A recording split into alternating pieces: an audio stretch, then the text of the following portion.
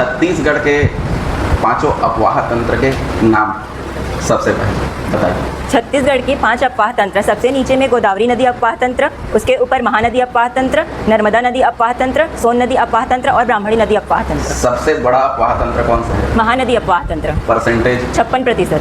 सबसे छोटा अपवाह तंत्र? सबसे छोटा है नर्मदा नदी अपवाह तंत्र, परसेंटेज? 0.5%। ठीक, ये बताइए महानदी अपवाह तंत्र में महानदी के उद्गम से लेकर कितने जिले से होकर ये गुजरती है? सभी नदी का उद्गम धमतरी जिले के सिहावा पर्वत से फरसिया की पहाड़ी के गणेश घाट से होता है। इसकी कुल लंबाई 858 किलोमीटर है। यह छत्तीसगढ़ के 11 जिलों से होकर गुजरती है।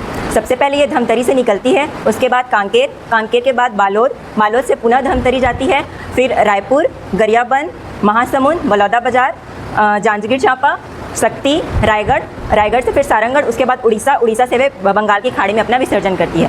इसकी दक्षिण की ओर से जो सहायक नदियां हैं उनके नाम सबसे पहले मैं नाम बताती हूँ। सबसे पहले है सिलियारी नदी, उसके बाद दूध नदी, सोंडूर नदी, पैरी नदी, सुखा नदी, जोंक नदी, लात नदी और उसके बाद है सारंगी नदी, बलमदेई नदी और तेल नदी। ठीक, इसके तो बारे अब उद्गम को बताइए। इनके उद्गम, ठीक, हाँ, सिलियारी नदी यह पूर्णतः धमतरी जिले में बहती है। उसके बाद दूध नदी, इसका उद्गम कांकेर जिले के मलाज। सिलियारी नदी में एक बांध भी है। हाँ, सिलियारी नदी में माडेम सिल्ली बांध है जो कि 1923 में बना है। यह एशिया का पहला साइफन बांध है। दूसरी नदी है दूध नदी, जिसका उद्गम कांकेर जिले के मलाजकुंडम की पहाड़ी से हुआ है, जिस पर मलाजकुंडम जलप्रपात भी है। उसके बाद इसके तट पर शहर कांकेर शहर है और यह नदी महानदी से मिलने के बाद महानदी पर दुधावा जलाशय बनाती है। अगली नदी है सोंढूर नदी। सोंढूर नदी का उद्गम नौरंगपुर की पहाड़ी उड़ीसा से हुआ है और इस पर सोंढूर परियोजना है। पैरी नदी है, पैरी नदी का उद्गम भ्रातृगढ़ की पहाड़ी गरियाबंद से हुआ है और इस पर एक परियोजना है सीकासार परियोजना, जिसमें 7 मेगावाट बिजली का उत्पादन होता है। ये सोंढूर नदी, पैरी नदी और महानदी तीनों का संगम गरियाबंद जिले के राजिम में होता है, जिसे छत्तीसगढ़ का प्रयाग कहते हैं। इसके पहले धमतरी में महानदी पर बांध भी है। हाँ, धमतरी में 2 बांध हैं, एक है रुद्री बांध और दूसरा है गंगरेल बांध। रुद्री बांध का निर्माण 1912 में हुआ है, जो कि छत्तीसगढ़ का पहला बांध है, और गंगरेल बांध छत्तीसगढ़ का सबसे लंबा बांध है, जिसे अभी वर्तमान में पंडित रविशंकर बांध भी कहते हैं।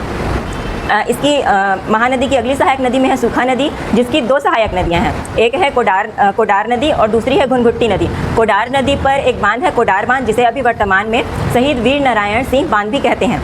अगली सहायक नदी है जोंक नदी। जोंक नदी का उद्गम महासमुंद के सोनबेरा की पहाड़ी से हुआ है और यह जोंक नदी, शिवनाथ नदी और महानदी शिवरीनारायण पे आकर मिलती है। यहाँ पे तीनों नदियों का संगम होता है। अगली नदी लात नदी है। लात नदी का उद्गम महासमुंद के रदन की पहाड़ी से हुआ है। ये लात नदी, मांड नदी और महानदी, इन तीनों का संगम चंद्रपुर में है।